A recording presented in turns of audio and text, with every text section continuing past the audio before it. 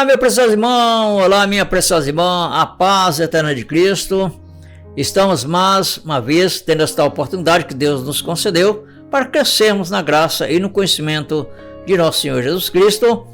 E nós vamos examinar hoje os escritos bíblicos através da Bíblia, com o tema: Deus não é uma união de pessoas, mas um ser absoluto. Isso é uma grande verdade, que a palavra de Deus, ela nos ajuda, nos acrescentar mais cada dia conhecimento através desses escritos bíblicos. Portanto, obrigado aí pelo seu interesse nesse tema tão profundo e necessário. Muitos falam sobre Deus como se ele fosse uma união de pessoas, mas será que essa ideia realmente representa o ser supremo revelado nas Escrituras? Quando conceitos humanos tentam explicar o eterno, quantas distorções acabam sendo aceitas sem questionamentos? Se você já se perguntou como Deus pode ser absoluto, indivisível, ou seja, sem que seja em 3 pessoas, em 2 pessoas, em Deus, como muitos já, creio que você já tem ouvido falar, em Deus triuno, Deus trino, Deus em 3 pessoas, Deus Pai, Deus Filho, Deus Espírito Santo. Creio que você já ouviu falar esses termos. Mas será que isso realmente a Bíblia, ela conceitua, tem algum conceito bíblico a respeito disso, sobre Deus?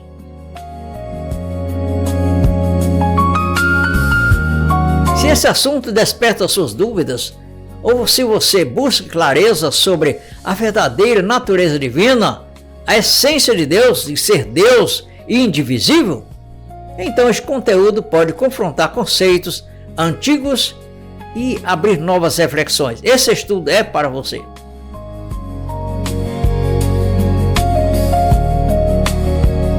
Deus não é uma composição de pessoas, ou uma associação interna, ou uma família divina, ou uma união de pessoas eternas.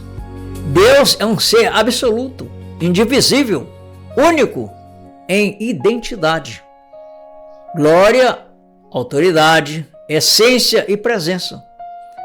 A Escritura não começa apresentando Deus como uma comunhão de sujeitos divinos, mas como o único Senhor. Por isso, a confissão central de Israel declara, em Deuteronômio capítulo 6, versículo 4: Ouve, Israel, o Senhor nosso Deus é o único Senhor.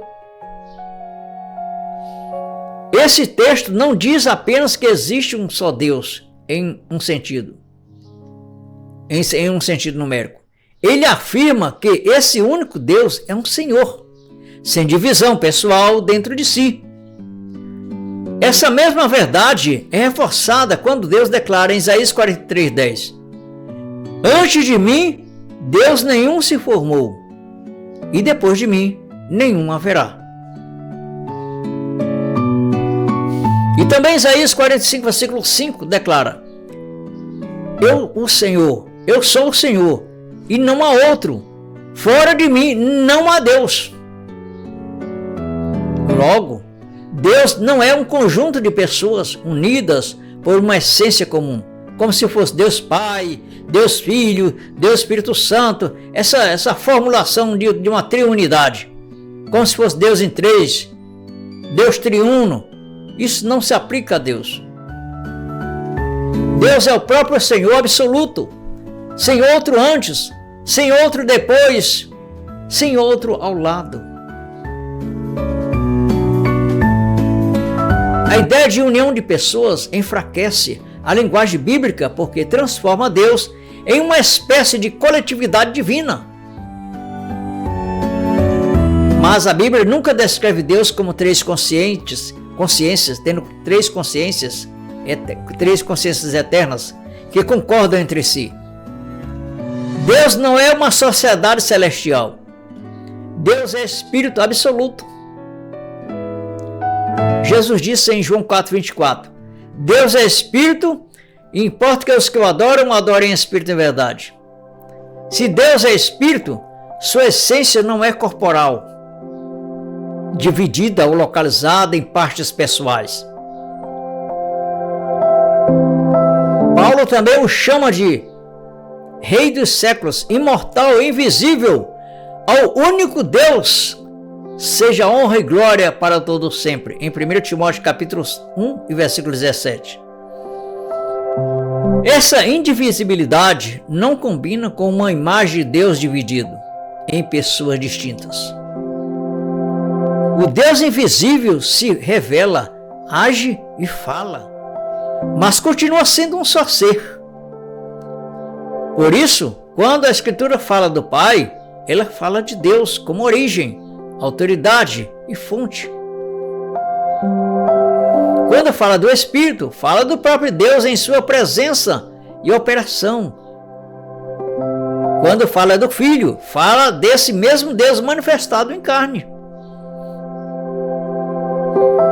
Jesus Cristo não é uma segunda pessoa divina ao lado de Deus, mas o próprio Deus absoluto, revelado em humanidade real.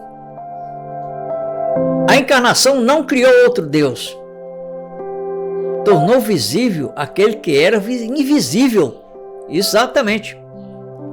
João afirma no seu livro, no capítulo 1, versículo 1, que nos diz: no princípio era o Verbo, e o Verbo estava com Deus, e o Verbo era Deus.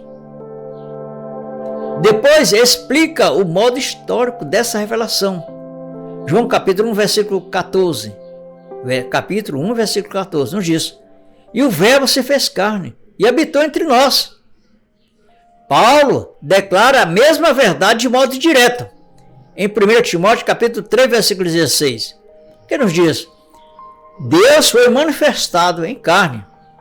Portanto, uma frase bem direta: Deus se manifestou em carne. A frase não diz que uma pessoa divina separada foi manifestada. Não. Diz que Deus foi manifestado. E para encerrar qualquer ideia de parcialidade, Paulo afirma em Colossenses capítulo 2, versículo 9: porque nele habita corporalmente toda a plenitude da divindade. Toda a plenitude significa que Cristo não contém uma parte de Deus, nem representa apenas uma pessoa na divindade. Nele está a plenitude corporal do Deus único. Por isso, quando Jesus fala do Pai, ele não está apresentando outro ser divino, separado dele, mas revelando Deus em sua eternidade invisível, enquanto ele, como filho, fala a partir da humanidade assumida. Esta é a chave. Pai identifica Deus em sua glória eterna. Filho identifica Deus manifestado em carne. Quando Filipe pediu para ver o Pai, Jesus respondeu em João 14, 9: quem me vê a mim, vê o Pai. E como diz tu, Filipe, mostra-nos o Pai. Ele não disse: quem me vê, vê outra pessoa parecida com o Pai. Não. Ele declarou que o Pai invisível era visto nele. Em seguida, explicou em João 14, 10: o Pai que está em mim é quem faz as obras. E antes disso, já havia afirmado em João 10, 30: eu e o Pai somos um. Essa unidade não é parceria, acordo ou cooperação entre dois seres. É identidade divina revelada em carne. O homem Jesus é a manifestação visível do Deus invisível. A dificuldade parece quando as falas humanas de Cristo são lidas como separação dentro de Deus. Quando Jesus ora, obedece, sofre, sente fome, cansa-se e morre, isso não prova duas pessoas divinas, mas prova que Deus assumiu humanidade verdadeira.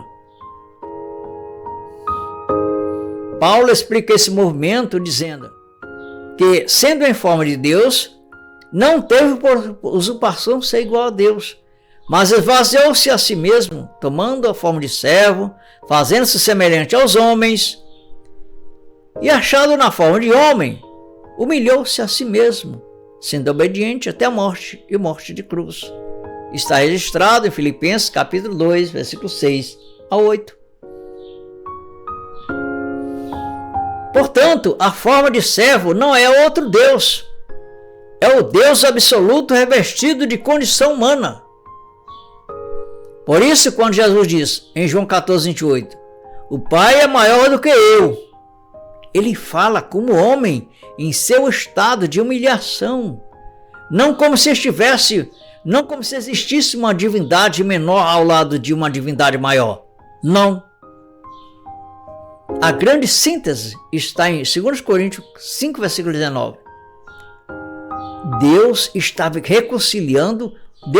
Cristo, reconciliando consigo o mundo. Ou seja, Deus não estava longe de Cristo. Deus estava em Cristo, no homem Jesus.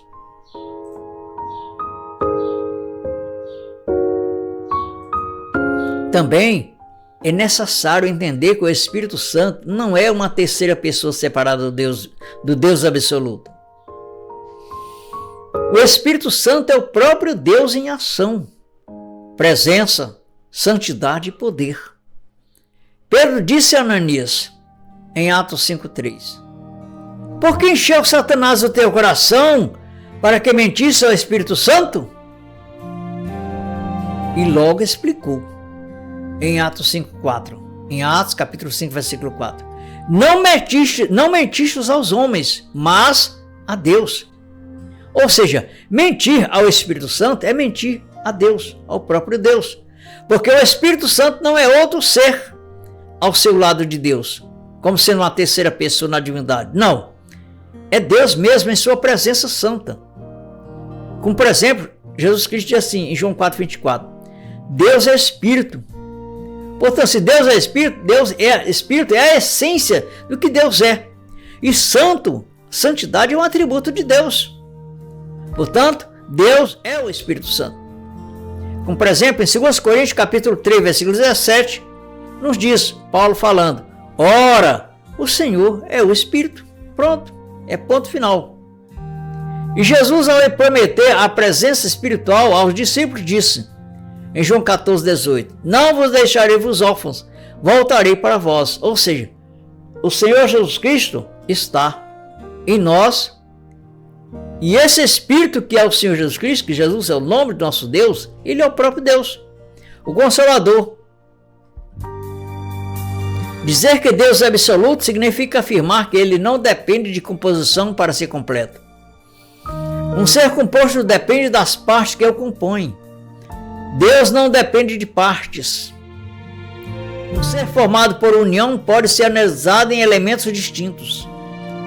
Deus não é analisável como uma estrutura interna de pessoas.